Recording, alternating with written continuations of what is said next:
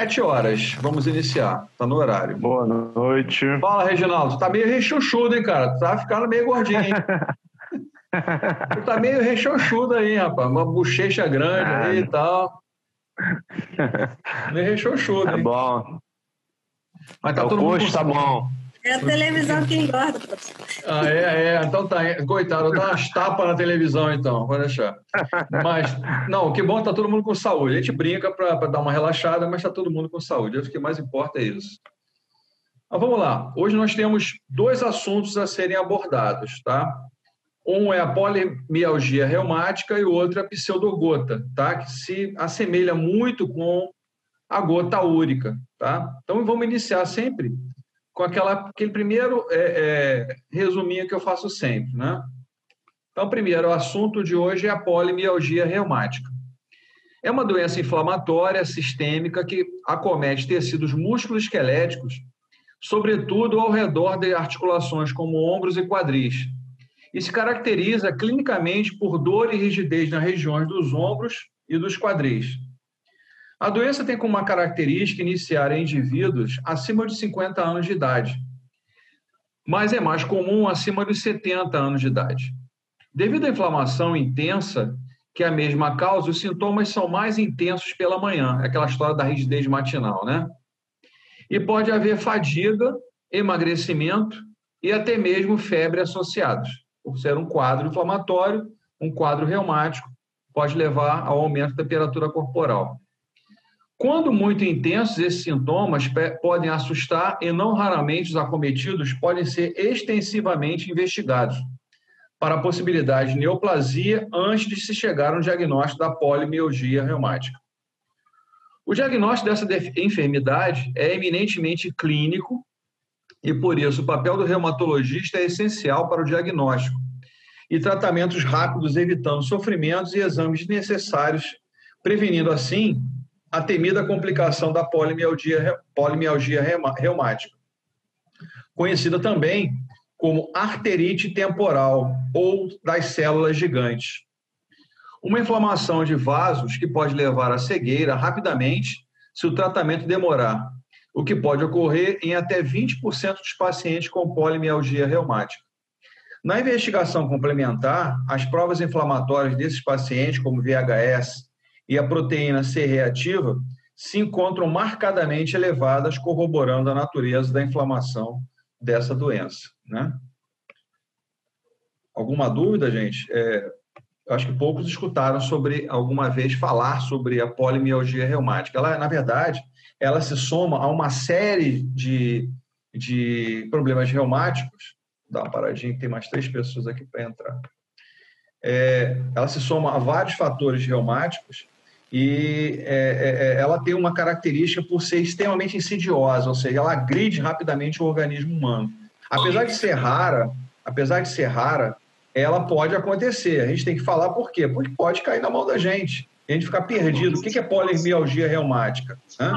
Então, são assuntos que podem acontecer. Já tive casos de pacientes que eu nunca vi na minha vida, nunca tinha escutado alguém falar de uma doença, tá? E acontece cair na nossa mão. Então, a gente tem que ter o conhecimento, e vocês vejam que no fechamento da disciplina, vocês vejam que a grande maioria das doenças reumáticas, elas acometem o paciente pela manhã, a tal da rigidez matinal. Grande parte delas, né? Então, vamos aos slides. Ô, professor. Pode falar, Reginaldo. Eu vi uma imagem aí, como o nome dela já diz, poli, né? Estava inflamada, assim, todas as articulações, assim, possíveis. Cervical, lombar, quadril, ela pode afetar outras regiões, mas é mais característica em ombro e quadril. Ou seja, a gente pensa no quê? 2 articulações sinoviais de grande mobilidade, tá? Que são as mais afetadas. A gente sabe que o ombro e o quadril são as 2 articulações mais móveis do corpo, né? Elas são esferoides. E elas são as mais acometidas. Qual o motivo? Nós vamos estudar agora sobre esse assunto, tá legal? Então, elas podem afetar outras articulações? Sim, mas mais comumente, quando você faz um diagnóstico e vai ao reumatologista para fazer o diagnóstico, essas 2 são as mais acometidas. Então, é bem característico o problema, tá? Tudo bem? Respondido a ideia? Professor, o slide não está aparecendo para mim. Não, eu não coloquei ainda. Eu sempre faço esse resumo e falo um pouquinho do assunto. É sempre assim, repara só. Sempre falo um pouquinho. Eu não coloquei os slides ainda não, tá? Mas alguma dúvida a mais, Gabriele, Reginaldo, Rosa, ou mais algum aluno que queira fazer alguma pergunta? Tranquilo? Então a gente pode seguir. Então vamos aos slides então agora. Então a polimialgia reumática é o primeiro assunto dos dois que nós vamos conversar hoje. Então ela causa dor, rigidez muscular, principalmente pela manhã, a tal da rigidez matinal, que não melhora nem com analgésicos e nem com anti-inflamatórios. Olha como ela é agressiva, né? É uma doença extremamente agressiva e causa comprometimentos, tá? A gente está entrando gente aqui, eu tenho que ir lá e liberando.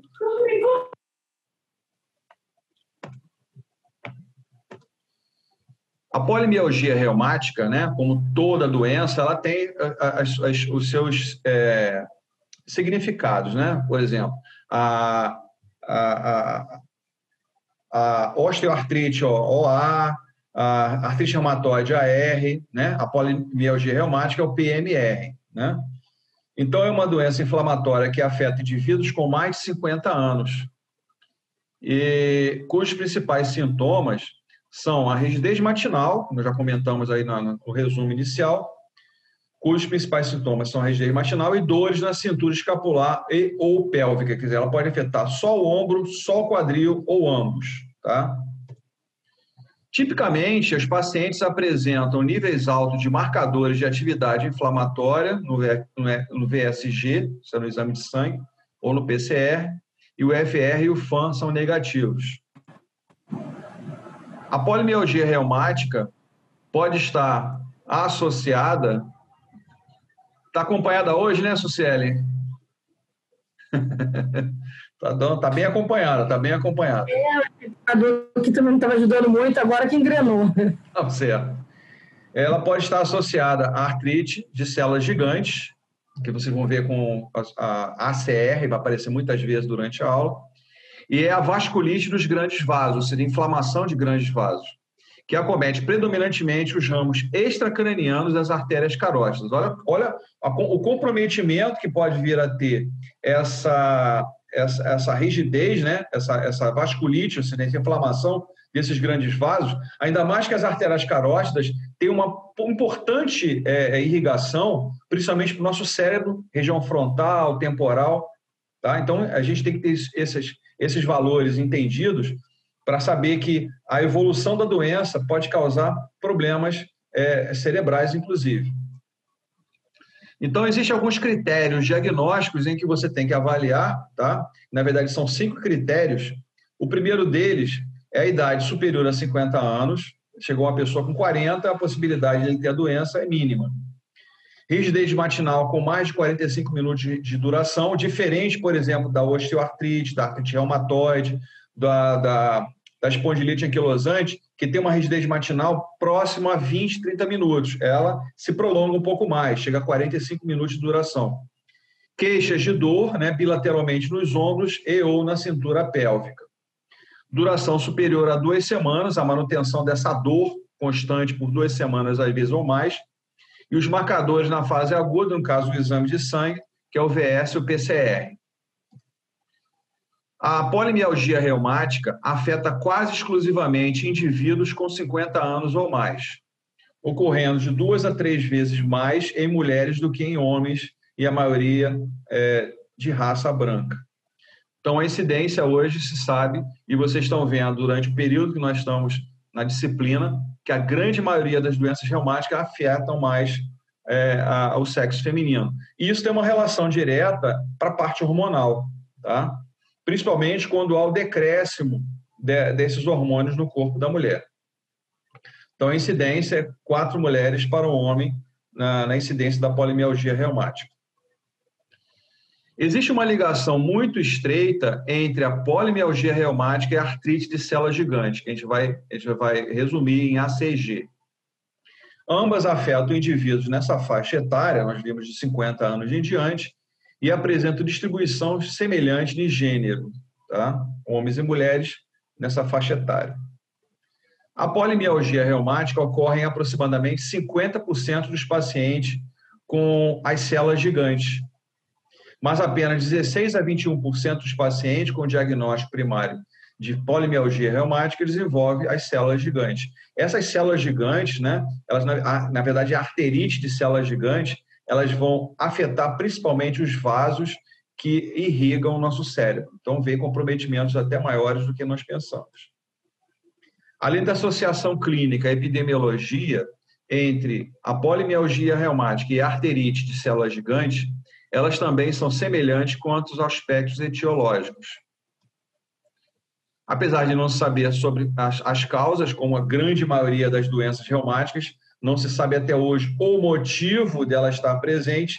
Sabe-se, em grande parte, que existem fatores relacionados a problemas como estresse, né? A sensibilidade com as agressões que nós sofremos do dia a dia, né?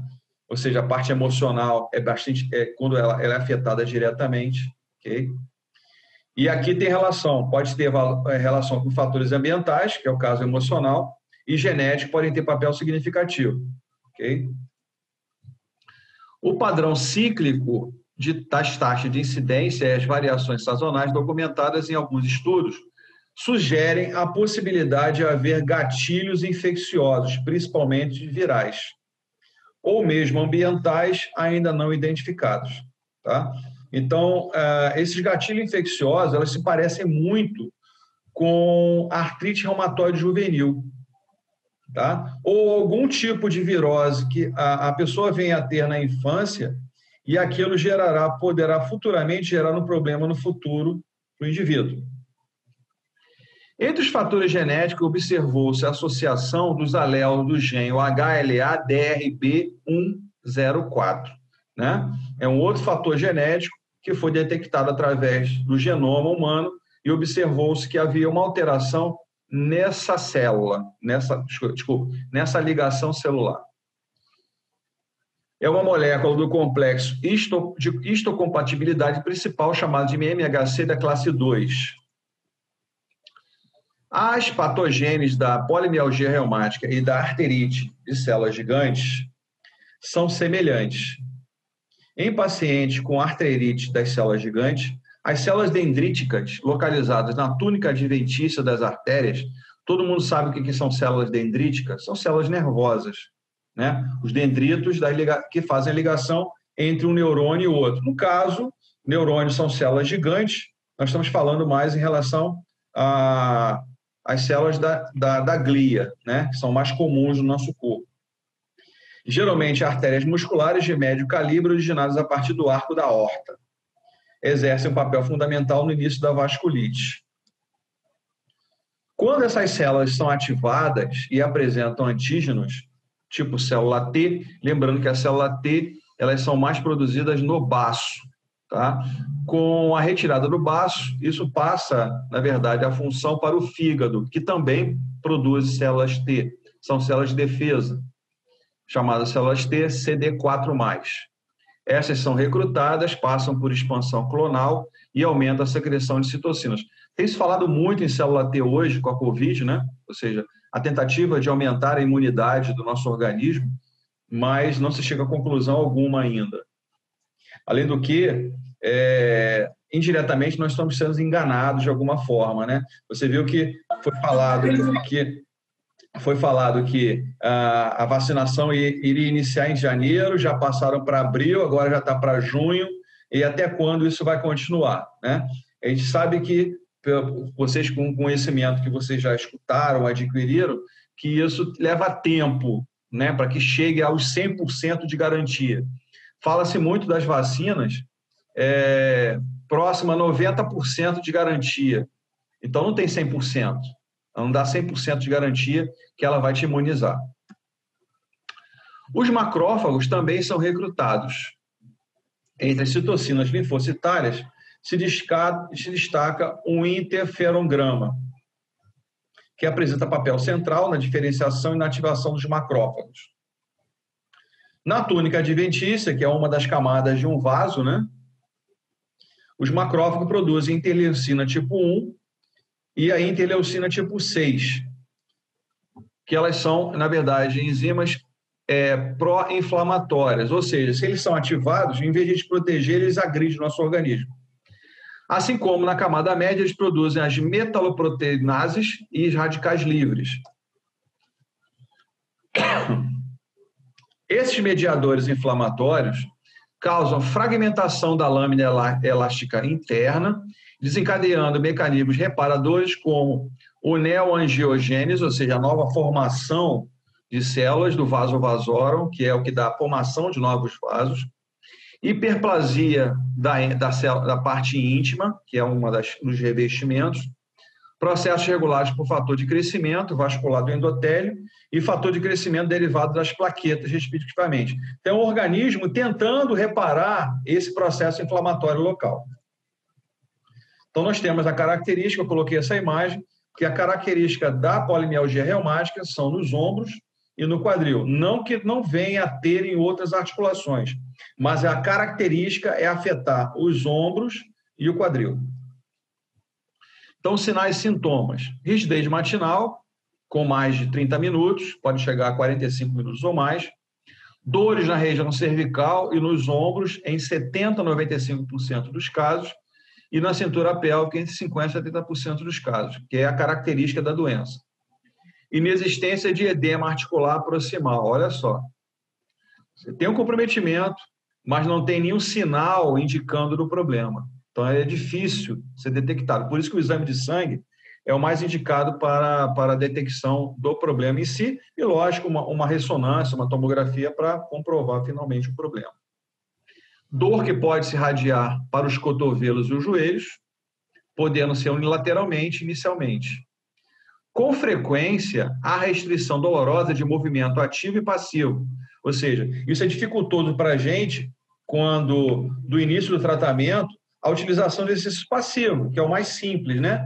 Do passivo para o ativo. Então, ele tem até dificuldade para promover movimentos passivos com o paciente. Principalmente após períodos de repouso. A dor é mais grave quando o paciente faz movimentos que interferem no sono. Bom, é muito parecido, a interferência do sono com o problema reumático é muito parecido com a fibromialgia. A fibromialgia tem interferência no sono. A pessoa sente dores constantes e não consegue dormir. Manifestações musculoesqueléticas distais são observadas em aproximadamente 50% dos casos. Edema com o sinal de cacifo, que é o sinal de Godet, né? Vamos lembrar, como é feito o sinal de cacifo, o sinal de Godet? Fazemos uma pressão com o polegar sobre o local que apresenta essa forma de inchaço, mantemos a pressão por 5 segundos. Se formar uma vala e essa vala permanecer por 5 segundos ou mais, nós temos o sinal de cacifo positivo, que é o sinal de Godet.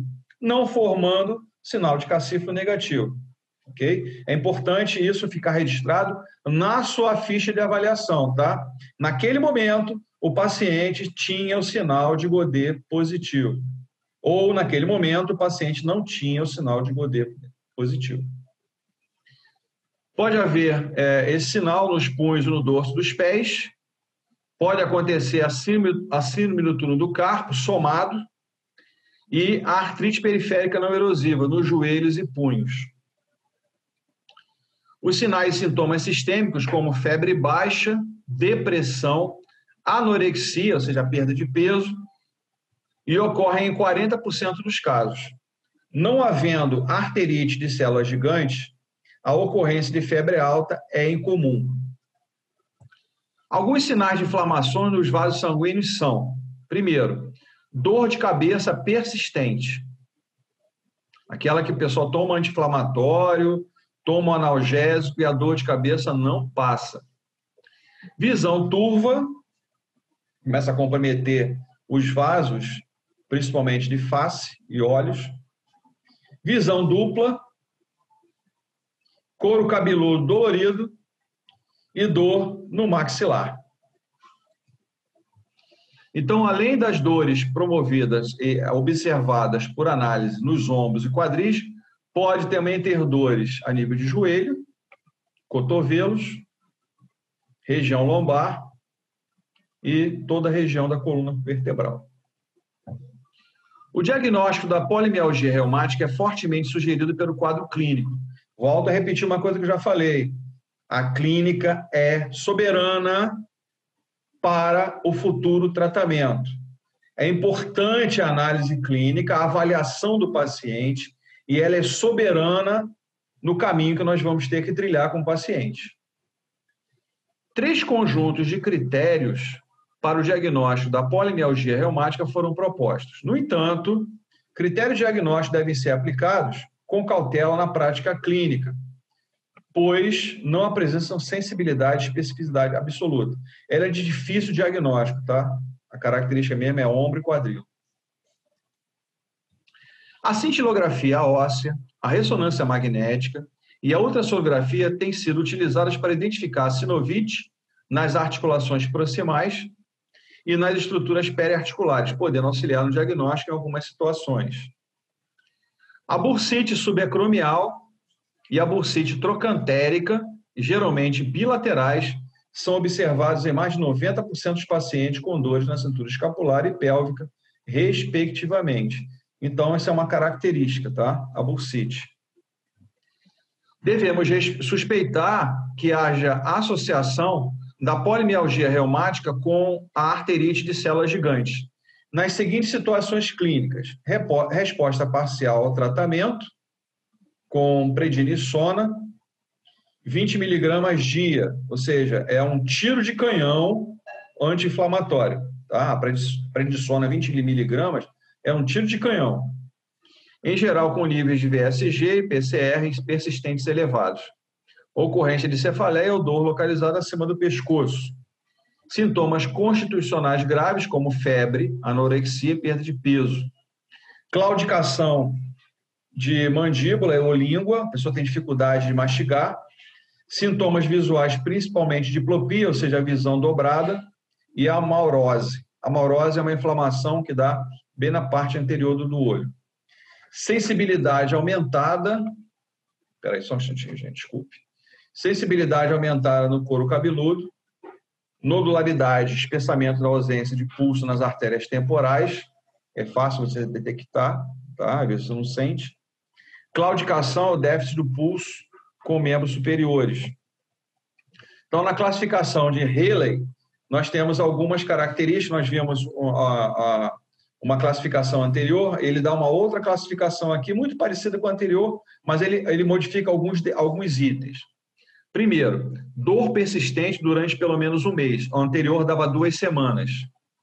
Envolvendo de 2 ou mais áreas como pescoço, ombro e cintura pélvica. O anterior falava somente em ombro e cintura pélvica. Ele acrescenta a região cervical.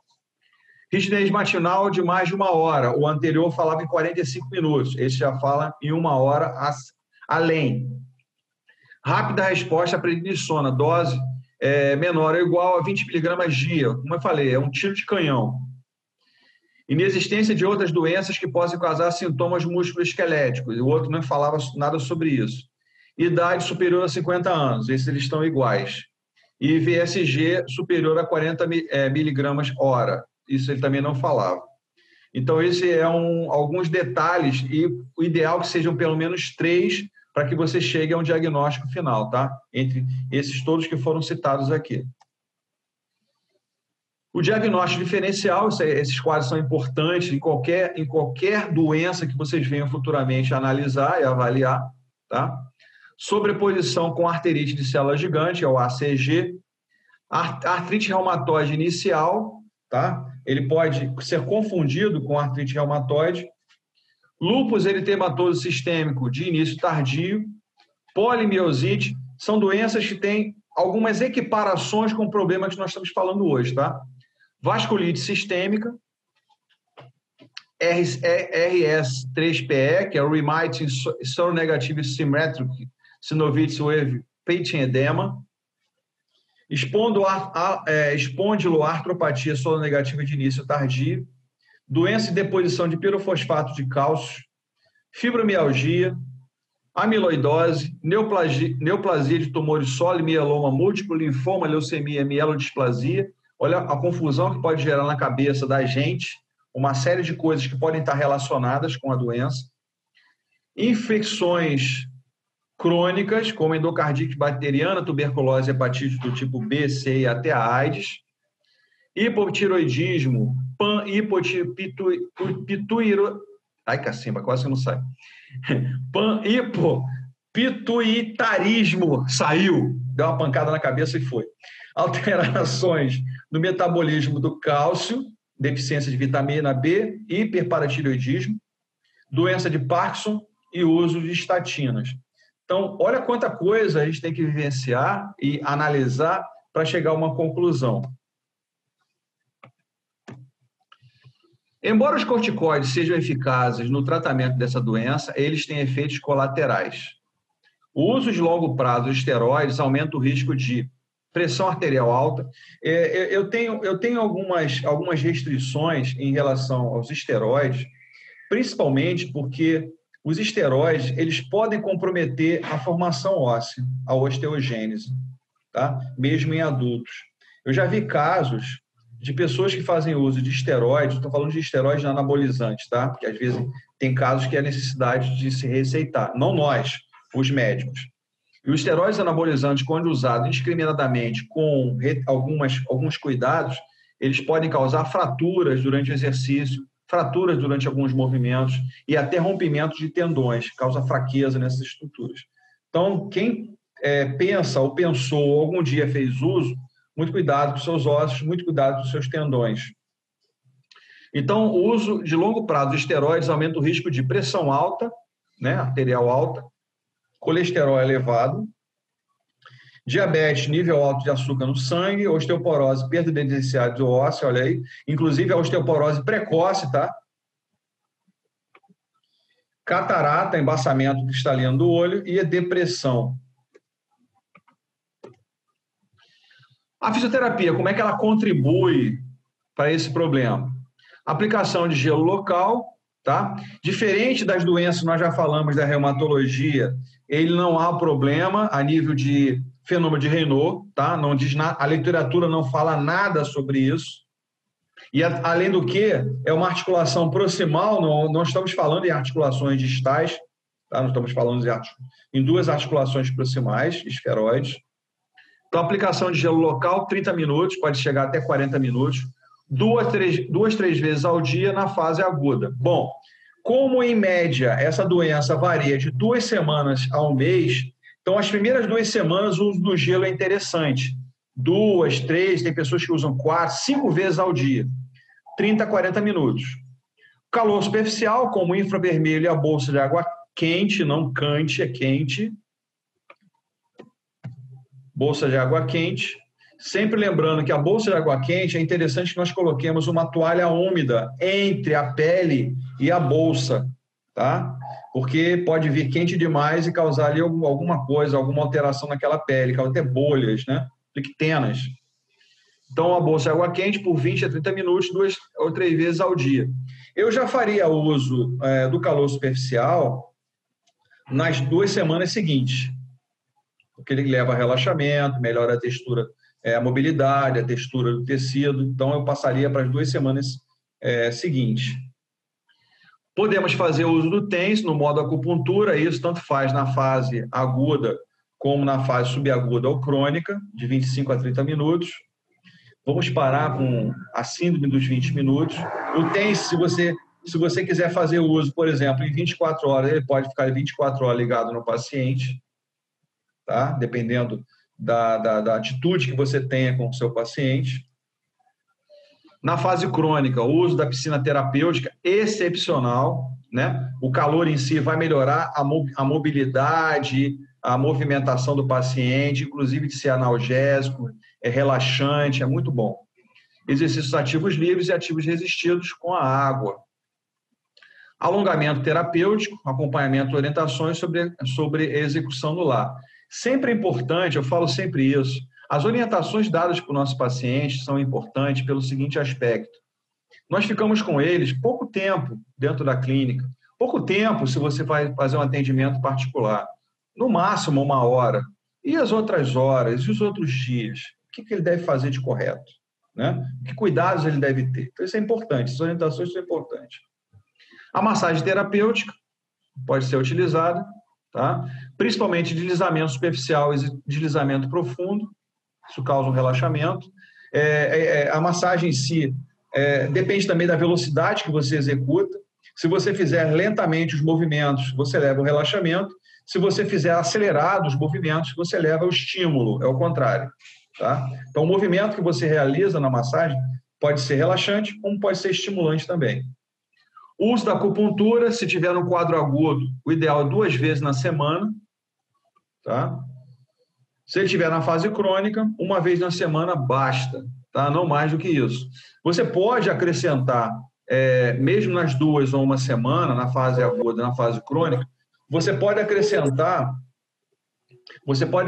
a auriculoterapia. Por quê? A auriculoterapia, quando trabalhada em conjunto com a acupuntura, ela faz a manutenção. Quem está com o microfone aberto, fechar, por favor. Obrigado. Então, o que a auriculoterapia faz? Na verdade, ela auxilia na manutenção da ação das agulhas. Ou faz somente a auriculoterapia e não usa as agulhas. Tá? Porque tem paciente que tem horror à agulha. Pode fazer uso? Sim. Posso fazer uso da semente? Sim.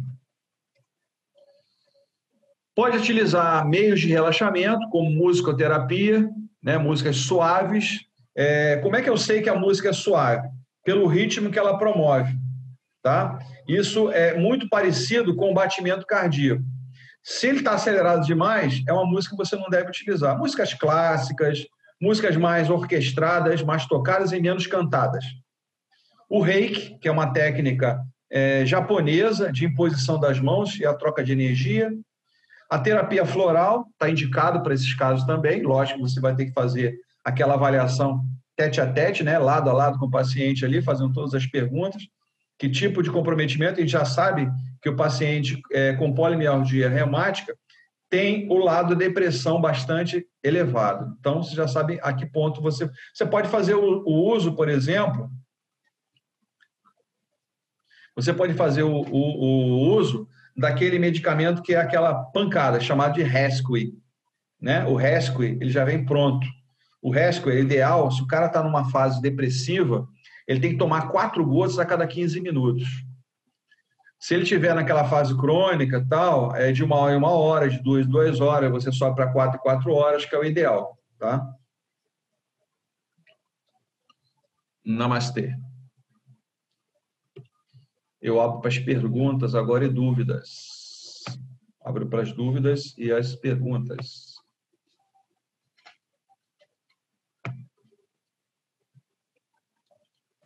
Professor, lá no início teve um momento que o senhor falou sobre sensibilidade no couro cabeludo, mas eu não consigo entender a relação dessa sensibilidade com a... Se você tem uma... Lembra que foi falado no meio sobre as células dendríticas? Quando você fala de célula dendrítica, você está falando de sensibilidade. Você está falando de sistema nervoso. Tá? Como ele tem uma alteração nessas informações, ele tem uma sensibilidade aumentada. Porque qualquer toque ele sente dor. Tá? Então, a sensibilidade aumentada, ele tem uma sensibilidade aumentada. Então, imagina, pentear o cabelo, tocar na cabeça, a manipulação que você vem a ter que fazer, um relaxamento, a divide cervical, complica um pouquinho, né? A pessoa vai sentir mais dor. Você vê que os analgésicos não surtem tanto efeito para eles. Por isso que a prednisona é aquela que eu falei, é um tiro de canhão. É uma quantidade muito alta em miligramas de um anti-inflamatório. Tá? Geralmente a pessoa que tem um problema inflamatório suave, ele toma 1 miligrama. O cara falou estou falando em 20 miligramas. É uma dosagem 20 vezes maior, é aquele tiro de canhão para ver se melhora o quadro. Entendeu? Sim, obrigada. Mais alguém com dúvida? Para a gente passar para o segundo item. Quem é essa gatinha aí pequenininha? É sua filha, Sucélia? Minha sobrinha. Como é o nome dela? Minha filha não. Radassa. Tá, boa noite, Radassa. Boa noite. Você tá boa? Você tá boa? Como é seu nome? É um nome diferente, eu não conheço esse seu nome. Como é seu Peraí nome? que eu... Tá no fone. Fala agora. Como é seu nome? Ah? Seu nome pra ele? Meu nome é Radassa. Diferente, é um nome diferente, muito diferente. Bacana, legal, gostei. Fala, é o nome da Esther da Bíblia. Fala. Foi Esther da Bíblia. Legal, legal. E você tá em casa ou tá na escola? É com você, Radassa, que ele tá falando. Quê? Você tá em casa ou tá na escola? Tá perguntando. Eu tô na casa. Ah, mas você não vai na escola, não tem ido da escola, não? Ah, não, ainda não, né, Vitor? Ainda não. Ah, então tá certo. Tem 4 anos aí, como é que tá esse negócio de pandemia, né? É. Era para ela ter começado na escola esse ano, no início do ano. Mas Olha, um amigo, isso só Deus sabe. a filha dele retornou à escola. A turma eram 30, só estão 8 frequentando. Dos 8, 7 estão com Covid. Pegaram na escola. E o pessoal continua brincando com isso aí. Dos 8, 7 pegaram Covid. E agora? Aí esses 7 foram para onde? Para casa. Que vão contaminar mais quantos? Não sei. Não, e não tem nem previsão. Mas não são todas as escolas que voltaram, não. Qual a idade? Em frente aqui ao meu apartamento, tem uma escola. Em frente. Tá? A escola sempre viveu lotada. Hoje tem, no fundamental, tem 5 de uma turma. Mais nada. À tarde, na escolinha, tem 6 crianças. A escola toda, 6. De manhã 5, de tarde 6. Mas vai prejudicar muitas crianças também, tem esse ponto. Vai. Muita escola vai entrar em falência. Mas tem o ponto também não só a falência da escola, mas as crianças aprenderem, cada ano é precioso, entendeu? Então, 90% das mães não conseguem ajudar em casa. Eu vi um São poucas aquelas que ainda conseguem. Eu vi um estudo que esse ano parado, para as crianças principalmente, não os adultos, as crianças, dá um decréscimo a nível de aprendizado de quase 5 anos. Olha o déficit que eles vão ter aí. Olha os déficits que eles vão ter. Quer dizer, quanto mais novos... Pior. Quanto mais novos, mais coisas eles aprendem em um ano. Pior. Então, um ano fora da escola é muita coisa. Isso vai arrebentar lá na frente. Sim. Isso vai arrebentar lá na frente. A gente vai retornar, aliás, a aprovação automática da escola pública vai invadir a escola particular. Sim. Isso já existia, né? Isso antigamente até o final do ano que vem. Essa cultura de aprovar. Isso até o final do ano que vem. Até o final do ano que vem. Mas eu acho que cada um tem que se crescer da melhor forma possível. Tá? A gente está tentando reter o problema, né? Que as pessoas não se contaminem, mas a gente também tem que, o conhecimento da gente tem que crescer. Né? O tempo que às vezes a gente está em casa é buscar, tem que estudar, tem que ler, tem que estudar. Eu não estou parado, eu estou estudando o tempo todo. Eu aproveitei o tempo para me aprimorar. Sim, mas no caso das crianças é complicado, porque senão nem todos os pais têm essa didática, entendeu, para ensinar a criança. Sim. Porque a criança na escola é uma. Entendeu? Eu trabalhei com nível fundamental, durante uns 2 anos e meio eu dava aula. E na escola a criança é uma, com os pais é totalmente diferente. Então, com os pais ensinarem, aí meia hora de insistência não aguentam. Desisto. Entrego. Então, isso só vai não tem a mesma paciência. Não tem a mesma paciência. É isso aí. Não tem a mesma paciência. Vamos lá. Alguém tem alguma dúvida ainda? Nós vamos passar para a próxima parte. Podemos continuar então, gente? Então, vamos lá. Bom, vamos novamente ao nosso pequeno resumo. Então, o assunto agora é a pseudogota. É uma forma de artrite causada pelo depósito de cristais de pirofosfato de cálcio nas articulações. A doença recebe esse nome porque suas crises inflamatórias têm sintomas semelhantes ao da gota úrica, né? Artrite gotosa, que já falamos, né? Em aulas anteriores. Trata-se de uma inflamação resultante do acúmulo de cristais compostos de pirofosfato de cálcio em tecido no corpo humano. O acúmulo desses cristais acontece especialmente nas cartilagens. A doença é muito comum em idosos, isso principalmente pela inatividade. Na maioria dos casos, a formação de cristais acontece sem uma razão específica. Contudo, um histórico familiar de desordens metabólicas e deficiências enzimáticas pode contribuir para o desenvolvimento da enfermidade. Os slides não estão aparecendo. Não. É um resumo, só que eu faço inicialmente. Eu sempre faço um resumo, depois que eu entro com os slides, tá? É um resuminho para a gente começar a raciocinar, depois eu entro com os slides, tá bom? As articulações do joelho são as mais afetadas pela pseudogota. A dor pode permanecer por dias ou mesmo semanas, se as condições não forem tratadas. Em quadros evoluídos, os depósitos de cristais podem contribuir para a degeneração articular, causando incapacidade. Vocês veem como é que as doenças reumáticas elas se equiparam, né? Ela é muito parecida, inclusive, com a artrose de joelho. Depósitos de cristalinos podem contribuir para uma forma severa de degeneração articular que resulta em incapacidade definitiva.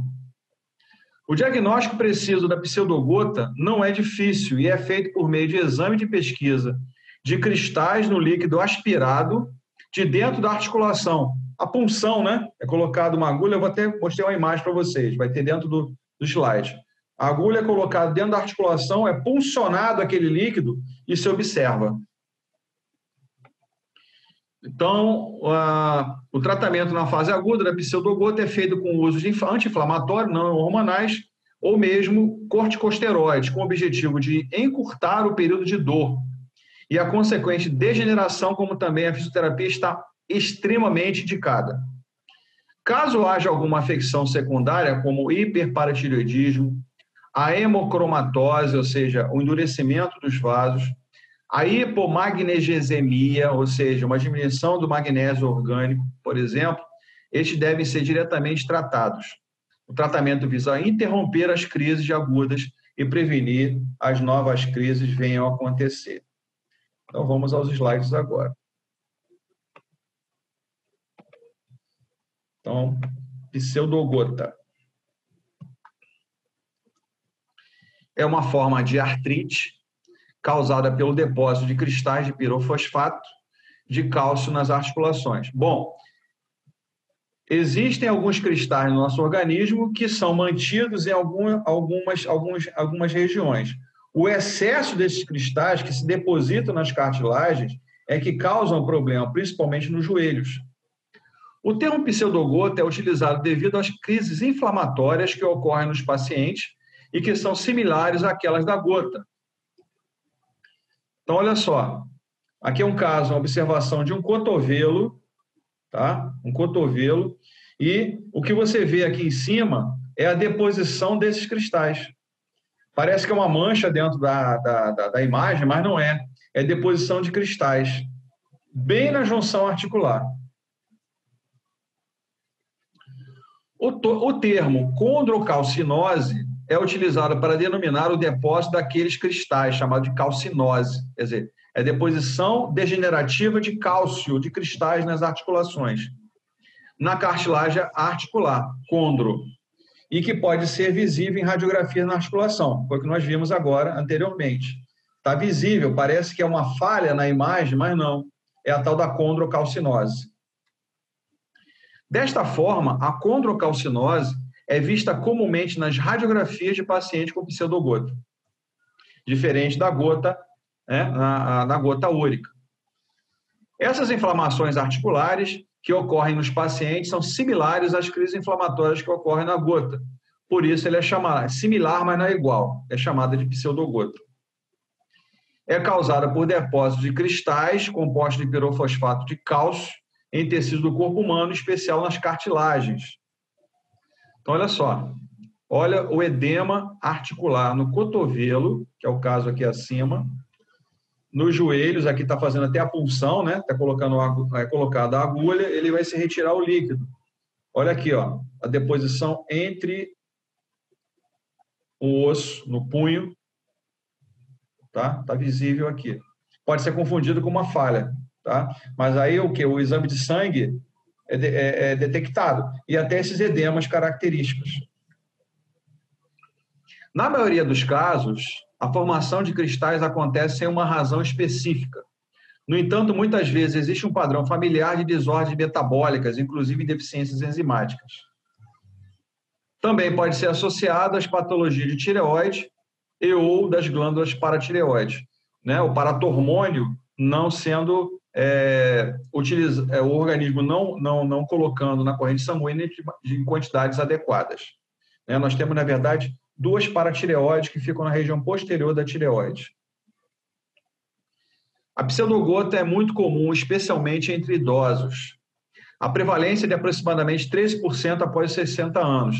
É alto, né? 13% é bastante alto. E vai aumentando a cada década, atingindo cerca de 50% aos 90 anos. Se chegarmos lá, né? Apesar que não, tomara que não, mas se chegarmos aos 90 anos. Impactos na saúde. Ataques agudos de pseudogota acontecem frequentemente nos joelhos e podem permanecer dias e às vezes semanas. Depósitos cristalinos podem contribuir para uma forma severa de degeneração articular que resulta em incapacidade definitiva. Ou seja, o que nós indicaríamos ou conversaríamos com o nosso paciente caso essa incapacidade fosse definitiva? O que seria utilizado para que nós auxiliássemos de uma forma de orientação para que esse paciente tivesse uma boa locomoção? O que viria de indicação aí, gente? Estou tocando a corneta para acordar. A artroplastia total do joelho, a recomposição através de uma prótese, uma cirurgia que é, certo ponto, necessária para melhorar a mobilidade. Imagina uma pessoa com 60 anos hoje que tem uma vida que se prolonga cada vez mais, né? Nós temos cada vez mais, o Brasil está aumentando a sua expectativa de vida, e aos 60 anos o cara está, vamos dizer assim, aleijado na sua mobilidade. Então, como nós sabemos que esse tipo de prótese ela tem uma vida útil entre 25 e 30 anos, e aos 60 anos for feita essa artroplastia, ele ainda vai ter bastante tempo para uma locomoção adequada. Tá? Mas, no caso, você fala na pseudogota, né? É o que está falando agora. Aí você está falando, vai fazer uma artroplastia, vai colocar uma prótese. É possível. Isso é do organismo da pessoa, essa deposição de cálcio, né? Que é localizado, é bem localizado. É bem localizado. Então, fazendo a artroplastia, não vai continuar isso? Em outras articulações. Vai continuar... Pode acontecer em outras articulações, ali não. É como se você exibisse o corpo. Fala. Então seria uma artroplastia total, né? Tipo, para retirar ali a cabeça toda. Total. Até a patela, porque a patela, a forma óssea, ela vai poder ali naquele local tá produzindo, tá soltando esses cristais ali também. Não só isso. Você teria duas, vamos dizer, o que é feito ali? Eles vão recompor ali os côndilos femorais e os côndilos tibiais, tá? Mas a patela, ela continua em contato ali com aquelas estruturas agora metálicas. Então, na verdade, é quase que uma lixa contra o osso. Sim, aí se ela continuar ali, ela vai continuar soltando os cristais e produzindo a pseudogota do mesmo jeito. Mas aí eu teria que ter uma segunda cirurgia. Por isso se faz logo a artroplastia total. A artroplastia total. Total. Porque substitui até a patela, né? Sim, eles colocam, eles fazem um corte na face articular da patela e ali colam uma espécie de uma borracha, que tem uma durabilidade longa, 25, 30 anos em média. Geralmente é titânio, né? O metal colocado ali é titânio, que é um dos materiais mais resistentes e rígidos que tem na natureza nossa aqui. Tá? Para que um titânio sofra uma lesão, quebrar, ele tem que ter uma temperatura próxima a 1.600 graus Celsius. Não vai acontecer. Isso não vai acontecer nunca, né? A não ser que o cara caia lá, sei lá, morreu lá dentro de um incêndio, não sei. Isso não vai acontecer. Tem E cachorro essas no ar. próteses... Tem cachorro no ar. Não, eu não. Aqui é criança. E as próteses que quebram? Porque eu já vi Pode acontecer. situações assim, que o paciente coloca e quebra a prótese. Geralmente placa. E qual material? Placa. O que acontece mais é placa. Por quê? Essas próteses totais, elas são coladas. Então, elas fazem exatamente a função. É uma engenharia. Eu já fui ver várias cirurgias de prótese, é uma engenharia que é feita. Os caras calculam toda a biomecânica comparativamente com outro membro, tá? É calculado, é medido, tá? Lá na hora. Inclusive, quem faz isso não é o médico, geralmente é o técnico de prótese que vai para dentro da sala de cirurgia, que auxilia o médico nessa toda parafernália dessa remontagem, vamos dizer assim, uma reconstituição daquele osso, né? Que vai entrar uma estrutura metálica. Aquilo é colado. Eles perfuram o osso e colam ele. É colado. Tanto que 24 horas depois, o fisioterapeuta entra em ação para tratar o paciente. Porque quanto melhor impactado estiver a prótese, no caso de uma artroplastia, melhor para o paciente. 24 horas depois, o paciente tem que estar em pé. Você coloca ele em pé. Tá? Mas o que acontece muito de fratura da prótese, ou seja, que a gente chama de falência da prótese, geralmente é em placas. Eu contei uma vez a história para vocês aqui. Um senhor de 80 anos teve uma fratura de terço médio de fêmur. Aí foi para a cirurgia, colocaram placa e 4 parafusos. E foi orientado a ele, olha, somente colocar o pé no chão daqui a 3 meses. Ele colocou o pé no chão, a prótese soltou. Com 80 anos, aquele osso está bem porótico, né? Aí foi para a cirurgia de novo, colocaram uma placa com 8 parafusos. Não pode colocar o pé no chão. Ele foi e colocou, a prótese soltou. Foi para a cirurgia de novo. Colocaram uma placa maior com 12 parafusos. Não pode colocar o pé no chão. E ele colocou o pé no chão de novo, pela terceira vez. Aí o que o médico fez? Chega. Cavalgou o osso, colocou fio de platina e ficou assim, perna mais curta que a outra. Ficou, não tinha mais. O osso estava perfurado, né? Porque é colocado uma broca, ali o parafuso vai e fixa. O organismo, naturalmente, vai colocando cálcio ali e aquela estrutura, né, que está ali acoplada ao osso, o próprio organismo começa a sobrepor cálcio.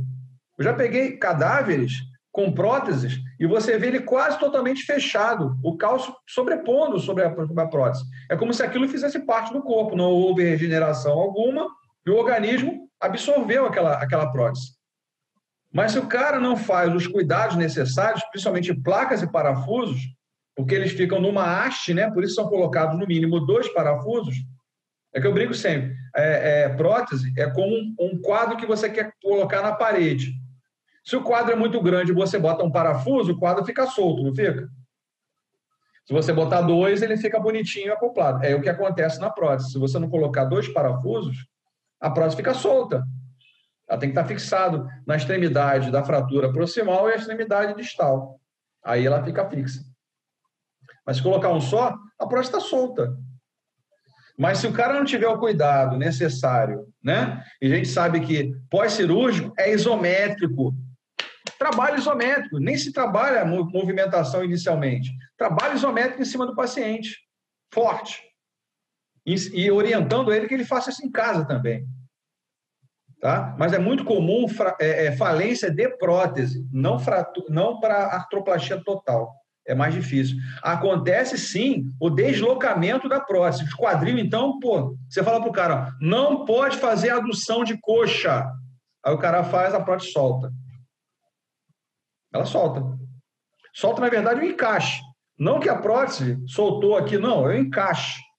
Né? Porque é um acetábulo novo, uma cabeça de fêmur nova, que vai ali acoplar. E se fizer um movimento, ela solta. Aí o cara tem que ir para a cirurgia para colocar no lugar de novo. Olha só a loucura. Né? A gente sabe com os comprometimentos que existem no ato cirúrgico. Né? A pessoa pode ficar na mesa de cirurgia. Né?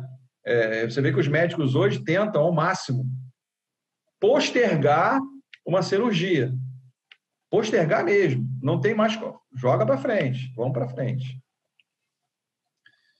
Então, ataques agudos de pseudogota acontecem frequentemente no joelho e podem permanecer dias e semanas. Depósitos cristalinos podem contribuir para uma forma severa de degeneração, resultando em incapacidade, que é o caso que nós estávamos conversando agora sobre artroplastia total do joelho. A pseudogota pode estar associada a doenças metabólicas como a gota, alterações da paratireoide, níveis baixos de fósforo no sangue e ou magnésio e nas doenças da tireoide.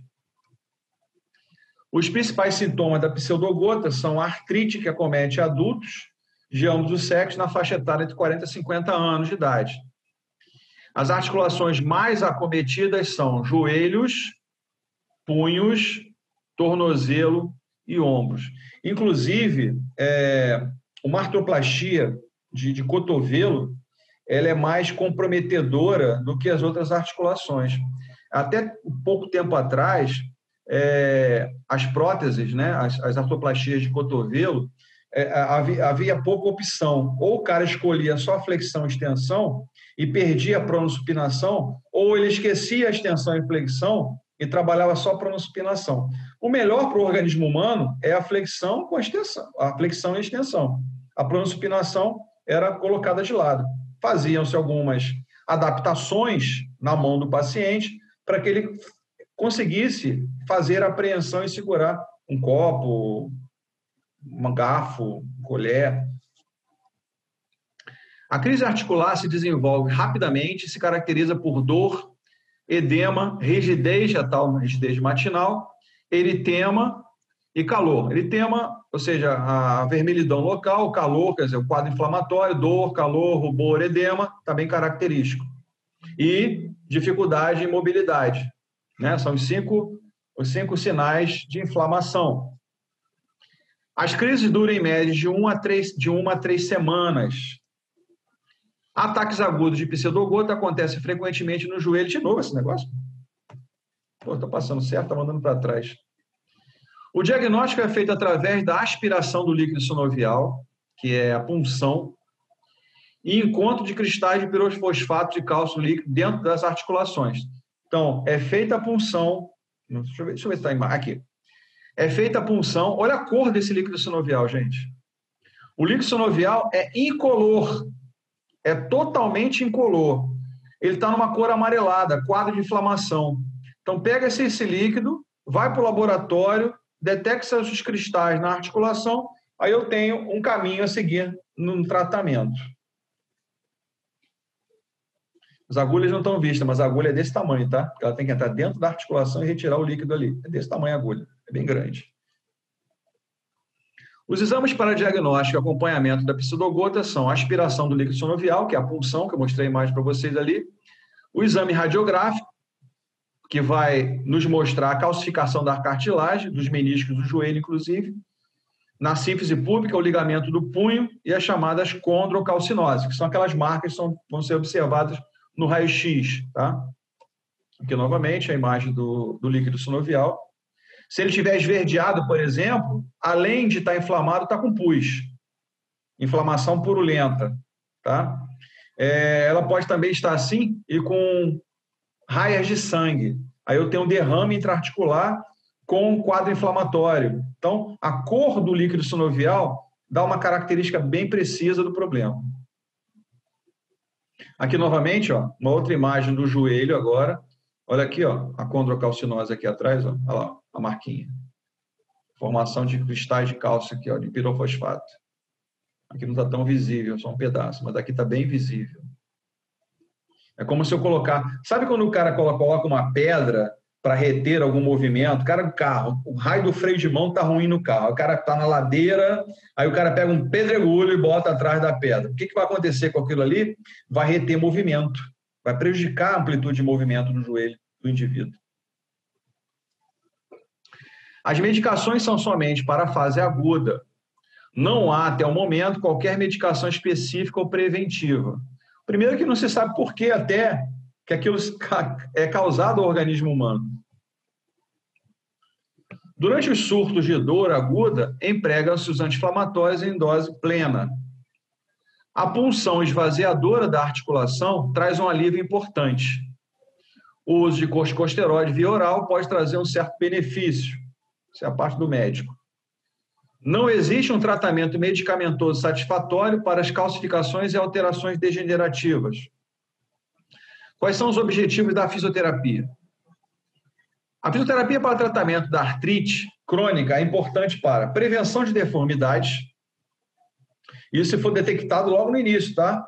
Uma pessoa com 60 anos, se começar o tratamento antes, infelizmente o brasileiro continua com aquilo na cabeça. Só vou ao médico, só vou ao fisioterapeuta quando eu tenho um problema.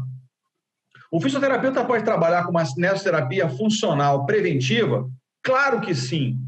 Claro que pode. Né? A ação primária da saúde novamente. Mas o brasileiro tem esse negócio na cabeça. Eu só vou no médico, só vou no fisioterapeuta, só vou no dentista, só vou no outro profissional de saúde quando o problema está instalado. Melhorar a amplitude de movimento, restaurar a função articular com exercícios musculares, de fortalecimento, alongamento e diminuição da sobrecarga. Cinesioterapia, exercícios ativos livres e ativos resistidos. Nos ativos livres, você vai ensinar o movimento e a amplitude máxima que ele pode utilizar sem causar dor, sempre isso tem que estar na nossa mente. Todo movimento que o paciente vem a executar, sempre limitando a dor dele. Chegou naquele ângulo articular, a dor começou ali, para ali, não vai mais aqui. Porque o ato de repetição vai causar mais dor. Em vez de você ter uma melhora, você vai ter uma piora do quadro. Os exercícios resistidos pode ser manualmente, pode ser com uma caneleira, pode ser com um TheraBand, pode ser num aparelho. Então, aí é o que você vai fazer uso da melhor forma. Alongamento terapêutico, se possível, quando em fase crônica, 2 ou 3 vezes por semana. Caminhadas 3 vezes por semana por 30 minutos ou mais, sempre orientando que a caminhada é importante, do uso do material adequado, um tênis bom para caminhada, que esteja com meia, que seja um short. Tem gente que acha que fazer caminhada tem que ir de chinelo para a rua. Vocês já devem ter visto isso acontecer, né? Todo material é importante, porque eles absorvem os impactos, diminuem a tensão que você vai jogar sobre o joelho. Que um tênis seja um tênis específico para caminhar, que ele seja mais alto na parte do calcanhar, que ele seja mais baixo no antepé. Tudo isso vai distribuir o peso do corpo e vai aliviar a tensão sobre os joelhos, por exemplo. Massagem relaxante nas regiões mais acometidas para o alívio de tensão local. O uso do reiki, né, que é a imposição das mãos. A acupuntura. Na acupuntura usa-se 3 pontos, que a gente chama de olho do joelho. Tá? Nós palpamos ali onde tem a patela, vai haver um espaço. Do outro lado também, tanto na parte medial quanto lateral. Entram 2 agulhas no sentido de medial para lateral e de lateral para medial, e um bem na parte superior da patela ali, entra uma agulha bem perpendicular sobre o local. O uso da ventosa terapia, tá? Pode ser local ou em deslizamento. Se você fizer o uso da ventosa em deslizamento, passe ali um líquido deslizante, tá? Pode ser um óleo de amêndoa, tá? Um óleo de amêndoa, você passa ali e desliza com a ventosa. O uso da auriculoterapia, somente ou ela sendo utilizada junto com a acupuntura para manutenção do tratamento a longo prazo.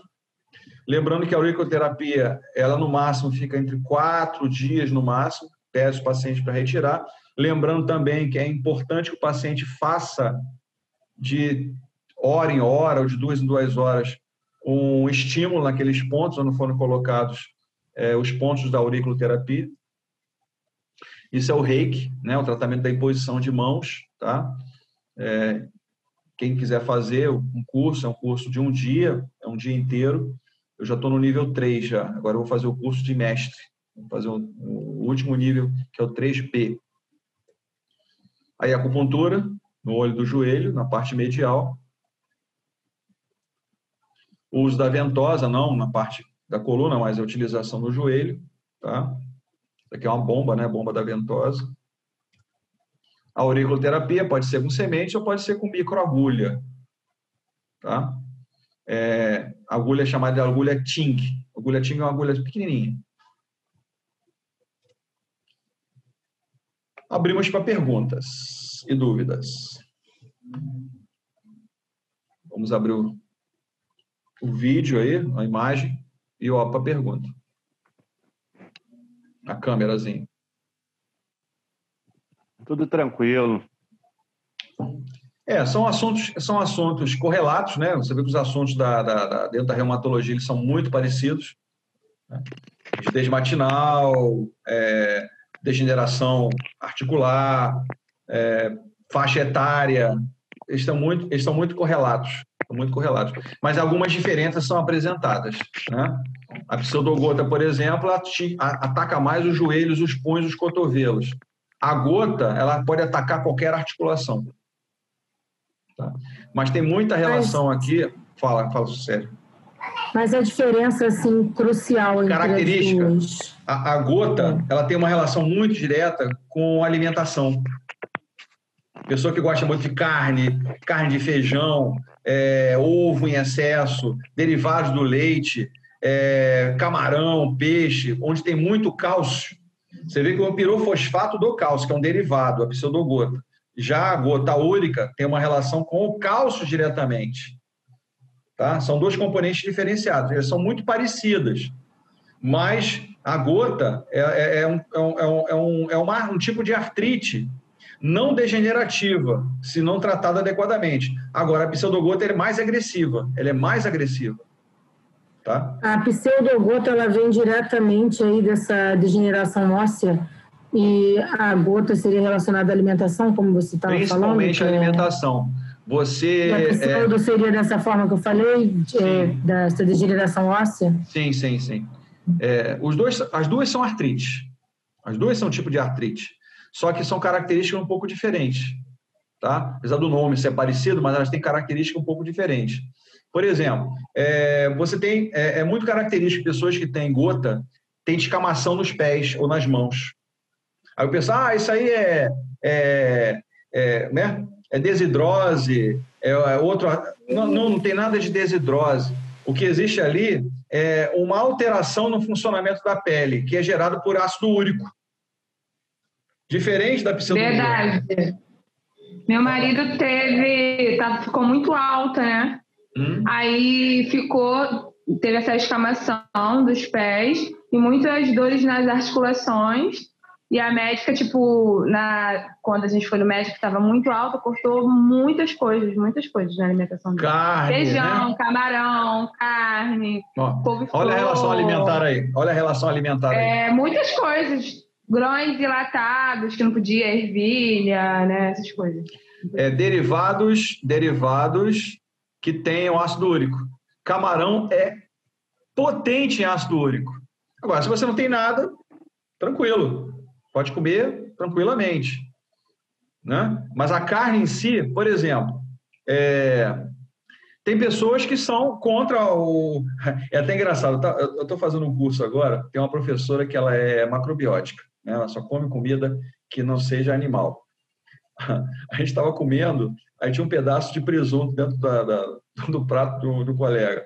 Meu Deus, comendo um órgão morto, é um animal que está ali sobre o prato. A gente começou a rir, não aguentou, né? A gente começou a rir. Um animal morto no seu prato, não sei o quê. A mulher começou a chorar com um negócio desse. Começou a chorar que tinha um pedaço de presunto. Isso me assustar se estivesse vivo, né? Pior ainda. Não, é uma barata andando, bum, lá no prato do cara. Mas não.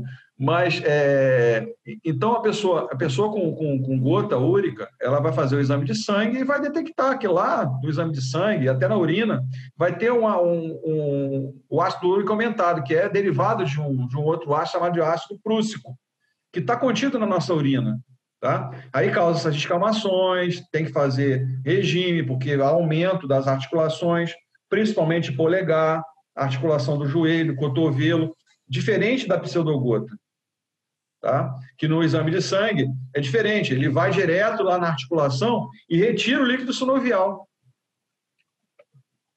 né? Ele vai lá para ver o quadro inflamatório diretamente na articulação. Leva-se para o laboratório, detecta. Pô, Arthur, tu chegou agora, estava só esperando você para começar a aula.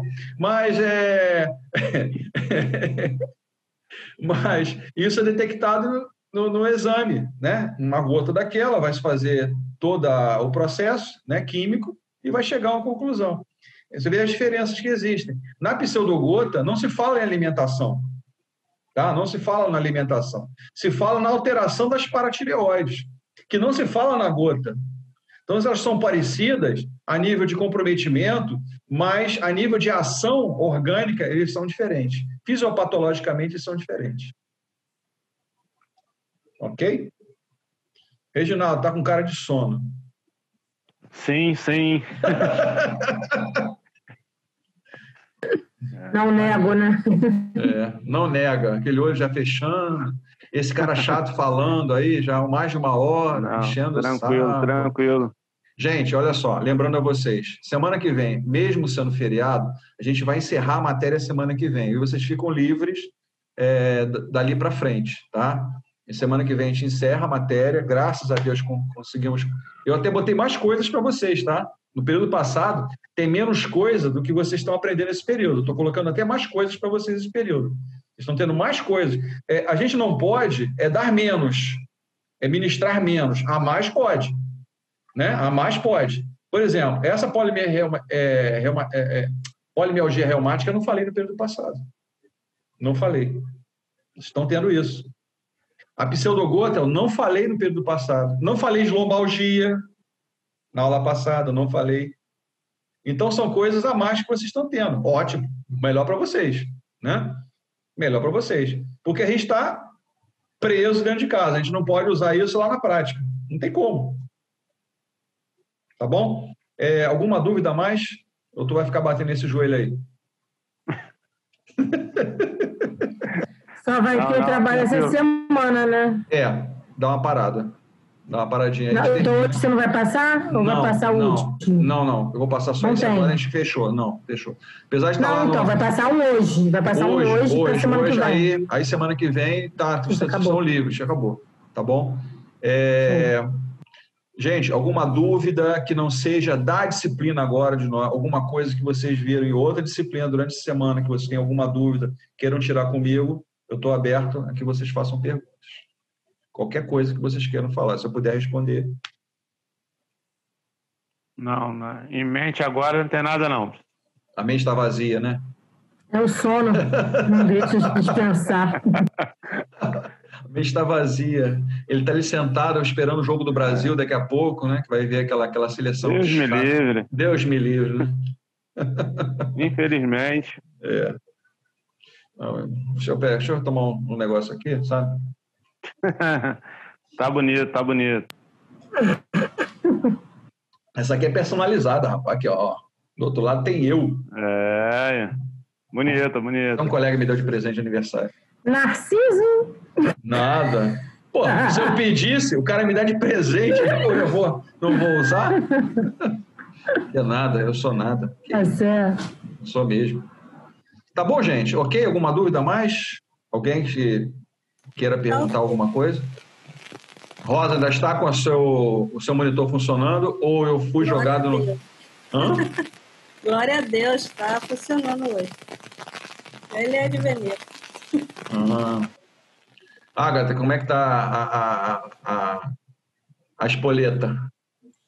Tá uma espoleta, tá tocando terror. Já tá bem, graças a Deus. Tá bem, né? Graças a Deus, que bom. Tá ok, então? Alguma dúvida a mais, gente? Não, professor, no momento não. Tranquilo? Tudo bem explicadinho, tranquilo. Bom, então. Se aparecer alguma, a gente guarda para semana que vem. Pode guardar. Pode mandar, tô lá. A gente tá... no grupo. Vocês viram uma colocação, um slidezinho que eu coloquei hoje sobre o comprometimento do ser humano? Deixa eu abrir aqui meu celular que está aqui do lado. Eu mandei para vocês, não sei se alguém viu.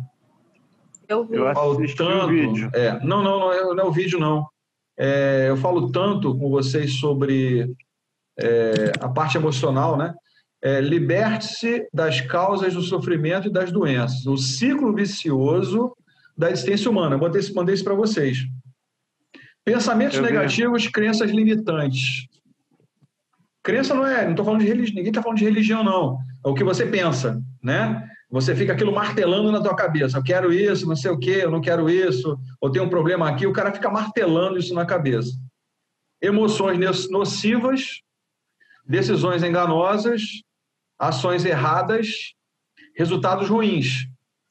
Aí gera frustrações, aflições, sofrimentos, doenças. E isso vira um ciclo vicioso. Isso fica rodando. Isso roda, né? Uma coisa que eu aprendi: cuidado com o que você fala. As palavras jogadas no ar. Cuidado. Às vezes a gente pensa que é o bem, mas não é não. Cuidado com as palavras jogadas no ar. Tá? Seja na família, no amigo, um colega, não importa. Às vezes, ali atrás, a gente querendo ou não, tem um filete de negativo. E a gente pensa que está afetando o colega, aquela pessoa. Não, você está afetando o seu organismo. Aquilo afeta você, porque aquilo fica na sua mente. Eu estou estudando bastante sobre isso e eu estou vendo que isso realmente tem relação. Está aí uma área interessante para quem quiser futuramente agir, chamada de microfisioterapia. A microfisioterapia, ela age exatamente no emocional da pessoa. É uma área bastante interessante. Ela trabalha muito assim similarmente ao psicólogo, tá? Muito similarmente. É uma área bastante interessante para quem quiser caminhar por esse lado. Tá? Eu tenho visto muitos profissionais caminhando para esse tipo de trabalho, tendo um resultado bastante interessante. Por quê? Todo problema que é adquirido no nosso corpo, ela se mostra através de alguma parte do nosso corpo. O cara gera ali uma cardiopatia, ou gera uma cefaleia de repetição, ou ela gera uma diarreia que se repete, ou ele gera uma úlcera estomacal, uma úlcera duodenal. Então, o lado emocional com o qual a microfisioterapia vem atuando tem um lado especial para esse paciente, que às vezes falta uma palavra amiga, falta um papo legal para o cara melhorar. Quantas pessoas vocês levantam que estão ruins? Quantas pessoas a gente chega no ouvido e fala, cara, não é por aí. E às vezes a pessoa parece com uma venda na cara e não vê que o caminho está errado. E a gente dá aquele empurrão, assim, um empurrão positivo. E hoje, o mundo do jeito que está, né, e as energias que nos circundam, ela está muito negativa. Está muito negativa. Alguns sentem isso, outros não. Eu sinto. Então, às vezes, a gente tem que ter cuidado com o que fala, com o que pensa e a forma de agir. Porque, às vezes, uma peça mal colocada, uma peça mal gerada, pronto, queimou você. Queimou você no futuro. Então, a gente tem que ter muito cuidado com isso. As pessoas confiam muito no que a gente fala. As pessoas confiam muito nas nossas ações. E isso é uma coisa que vocês têm que ter em mente. Tá? A gente tem que estar sempre positivo. Muitas vezes, eu via que aquele quadro daquele paciente não tinha jeito. A gente tem que estar firme naquela hora, porque se a gente transparecer algo ruim para o paciente, vai ficar pior. E quantas vezes eu chegava em casa e chorava por causa daquele paciente, porque eu via que aquele problema que ele tem não tinha cura. E a gente sente isso com o paciente, porque a gente vivencia o problema dele, né? Tem pacientes que vão ficar com a gente anos. Doenças reumáticas, principalmente, ficarão conosco anos. Problemas gerontológicos, anos com a gente. A gente tem que ter firmeza na hora que a gente está junto ao nosso paciente. Isso é importantíssimo, gente. Não é que a gente tem que ser frio, não é isso. A gente não tem que ser frio, a gente tem que ser agente com o nosso paciente. Saber a hora certa da palavra, saber a hora certa de como agir com eles. Pensa nisso, gente. Pensa nisso numa boa. A gente, às vezes, tem momentos que nós somos psicólogos. sentamos com eles e aconselhamos os nossos pacientes. Alguém discorda do que eu estou falando? Acha que... Isso é importantíssimo. Importantíssimo. Eu vi uma vivência dessa hoje no estágio, professor. Que legal. Fala pra gente. Eu tenho uma paciente que ela fez uma cirurgia para reparação do manguito. Ela rompeu o supraespinhoso. Supraespinhoso. Aí ela... Os dois estão corretos, tá? A cirurgia dela foi mal sucedida, enfim, ela sente muita dor. Isso é ruim, mas hoje a gente conversando, eu na hora estava até fazendo ultrassom nela, ela sente uma dor só de encostar, a dor dela é muito forte, ela já está 2 anos na situação. Gabriele, sensibilidade alta, olha aí, mexeu na parte nervosa dela. Aí hoje ela conversando comigo, ela falou assim, eu nem lembro o que a gente estava falando, eu estava fazendo a aplicação nela e ela, porque minha mãe não gostava de mim. Olha o lado emocional. Olha o lado emocional. Como assim? Aí ela... Olha que isso ficou aqui, ó. Ficou aqui. Eu faço acompanhamento com psicólogo porque eu sou a caçula de 3 filhos e minha mãe falou pra mim que ela tentou me tirar várias vezes e eu era tão ruim. Caramba. Mas tão ruim que nem abortar ela conseguiu. Aí ela estava me falando sobre a filha dela, que ela tinha uma filha mais ou menos da minha idade, enfim. Caramba! E conversando que o sonho dela era ser avó, que ela era muito amiga da filha. Aí ela pegou e falou isso. Aí eu falei, mas tenta não deixar se absorver. Ela, não, agora minha mãe já morreu, só que eu não consigo perdoar ela. Aí eu falei, mas você está fazendo um acompanhamento. Para a medicina chinesa, o coração faz parte. Isso causa amargura, essa amargura causa lesões, essas lesões causam insônias, isso causa uma série de problemas no organismo dela, até o câncer, gente. O câncer está mais que comprovado que o fato emocional que está por trás da gente pode gerar uma alteração celular que gera um tumor. Conversem com pessoas, se algum de vocês for caminhar pela oncologia, né? Porque a fisioterapia trabalha na oncologia também, converse com o paciente ou alguém que vocês conheçam. Olha, desculpa o que eu vou falar aqui agora. A incidência de câncer esse ano, para o ano que vem, vai aumentar muito. Vocês vão ver o que eu estou falando aqui. Muito. Não só por esse ponto, mas pela falta de tratamento que a gente teve aí, nos hospitais parados, tudo voltado para Covid. Perfeito. A minha avó é um exemplo. Ano passado, já tem uns 2 anos aí que a gente está correndo atrás de tratamento para ela por câncer de mama. E no início desse ano, ela operou ano passado, e no início desse ano ela ia começar a radioterapia, foi quando entrou a pandemia. E ela não teve radioterapia, ela não teve medicação, porque a medicação tinha que tomar em casa, e nem atendimento, que a gente ligava e eles falavam, com Covid, só quem está fazendo quimioterapia que está vindo.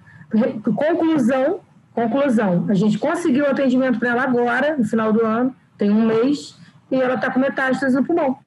Entendeu? Então, ela poderia. O câncer de mama, a tendência é metástase de pulmão. O câncer de mama. Pulmão ou cérebro também tem relação também. Pode subir. Sim. Então, ela poderia não estar. Entendeu? Ela é muito forte. Você não diz. Você vê, ela não diz. Mas, graças a Deus, a gente já conseguiu voltar lá no tratamento. Ele vai estar passando medicação e o médico é bem otimista. Mas não precisava disso, né? Se os hospitais estivessem funcionando bem, se não tivesse essa loucura que foi, né? Para mim foi muito loucura demais, excessiva, exagerada. Aí não precisava disso, mas infelizmente foi o que aconteceu. Ela é só mais uma na estatística. Mas olha só o caso que a Agatha teve contato hoje. Olha o que acontece. A mãe já mandava a parte mental dela para a criança, ainda no útero materno. Olha, a agressão, na verdade, que ela teve dentro do útero materno e gerou uma criança revoltada, com um monte de problemas. Olha só como é que é. Eu digo sempre, a criança dentro do útero materno, ela escuta. E a mente é muito poderosa também, né, em relação à mãe. Sim. Casais que se atritam, né, gera um comprometimento lá durante a gravidez. Eu lembro muito bem, isso aí caso meu, né? Caso meu. As minhas filhas, durante a gestação, a gente escutava muito, eu colocava de propósito, Kennedy. Colocava Kennedy. E depois de uns anos que elas cresceram, eu colocava Kennedy e falava, papai, eu escutei essa música não sei aonde. É uma prova que a criança escuta dentro do útero materno. Isso é uma prova bastante grande. Tá? E as duas são muito calmas. Né? A gente não coloca funk, pelo amor de Deus, não coloca funk na hora que a criança estiver dentro do útero materno. Não faça isso, pelo amor de Deus. Coloca lá uma música suave, um Yanni, um Kennedy, né? Um Richard Clayderman, um André Rieu, né? Um holandês André Rieu, que são músicas clássicas. Aí você vai ter uma criança mais calma, não agitada. Tá ok? Eu acho esse papo que a gente tem aqui no final muito mais gostoso, às vezes, que até a própria aula. Sabia? Esse papo que a gente tem aqui. Mas sabe o que acontece? As pessoas não estão conversando, gente. As pessoas estão paradas dentro de casa. As pessoas não estão conversando. Não estão colocando essas amarguras para fora. Tá? Não coloca essas amarguras para fora. Eu coloco um pouquinho da minha experiência, que eu já tenho, continuo tendo e tive. Eu não estou parado. Né? Eu não estou parado. Eu continuo atendendo, continuo dando atenção, mas a gente tem que estar muito consciente que muitos pacientes vão chegar para a gente vai se sentir mal. Né? Não tem aquela história que você chega perto de uma pessoa, você nunca viu aquela pessoa, parece que aquela pessoa acabou contigo um dia, a negatividade é tão intensa daquela pessoa que você acaba absorvendo aquela negatividade. Como tem pessoas que também você nunca viu, que passam uma alegria tão intensa, né, que te contamina de alguma forma positiva. Então, às vezes, por exemplo, eu próprio na acupuntura, que a gente toca muito no paciente, às vezes quando eu estou descalço. Por quê? A energia passa pelas mãos, isso está muito, muito claro dentro da acupuntura, a energia passa pelas mãos e vai embora pelos meus pés. Tchau, vai embora. Sai que esse corpo não te pertence, vai embora. Some daqui, pô. Isso não é meu, isso é seu, não é meu. Mas isso às vezes é importante, essas coisas que nós fazemos às vezes, né? Às vezes até é importante uma oração antes de entrar lá no local para trabalhar. Por que não? Cada um com a sua crença, com o que você acredita, por que não? A gente não sabe com quem a gente vai entrar em contato. Não sei. A gente tem que estar protegido também, né? Mentalmente, né? As energias estão aí, eu acredito plenamente que elas existem. As energias estão nos circundando. Elas são antenas parabólicas que captam da gente o que a gente pensa. Tem mais que comprovação científica sobre isso. Tem um monte de comprovação científica sobre isso. Cuidado com o que você fala, cuidado com o que você pensa, cuidado da forma que você age. Tá? Eu sou espírita, mas a Bíblia fala sobre isso. Ela fala sobre isso. Né? Orar e vigiar. Está lá. Orar e vigiar. E vigiar o quê? Vigiar as suas palavras, os seus procedimentos, os seus pensamentos. Cuidado. Porque isso acaba agredindo a si próprio, não é o outro, não, é a si próprio. Fala que contamina também, não é o que entra pela boca, mas o que sai pela boca. Sim, e é muito prejudicial a qualquer um. É muito prejudicial. Então, pensa nisso que eu estou falando para vocês, porque vocês vão ter contato com muita gente. A gente não conhece o paciente às vezes. E às vezes essa contaminação não é muito agradável para a gente. Tá certo? Tá bom, gente. Bom final de semana para vocês. Continuem se cuidando. Né? Eu fico feliz de ver vocês tão bem aí, todo mundo de saúde em casa, cada um na sua forma de ser, cada um estudando na forma que pode. E semana que vem a gente volta novamente aqui. Aliás, segunda-feira não, porque a gente tem aula segunda-feira comigo, né? Mas segunda-feira a gente está de novo aqui para bater aquele papo, tá bom? E tentar passar um pouquinho do que eu conheço, do que eu já aprendi e continuo aprendendo. Tá bom? Vai dormir, Reginaldo. Boa noite. Que dormir. Todo mundo com cara de cansado hoje. Eu também tô. Boa noite, bom final de semana. Tchau. Tchau, gente. Boa noite para vocês aí. Tchau. Boa noite. Eu quero falar com ele, eu não falei. Quer falar comigo? Eu tô aqui, ó. Tô aqui. Peraí. Fala com ele. Fala, ele tá ouvindo. Olha. Oi, fala. Eu tô brincando aqui. Ai, não, pelo amor de Deus. Não, ela vai querer mostrar brinquedo. Aí não vai deixar a aula terminar. Tá bom. Outro dia. Gente, eles são muito puros. Eles são muito puros. Cara. Eles não têm maldade. Criança demais, não tem maldade. até. Não tem maldade. Criança não tem maldade. Maldade nenhuma. Tá bom. Ah, já tá indo embora. Vai, tchau, beijão. Caramba! Ih! Bonita pra caramba.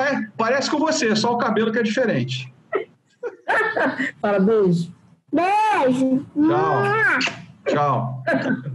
Tchau, gente. Bom fim de semana pra vocês. Tchau, tchau. Eu também.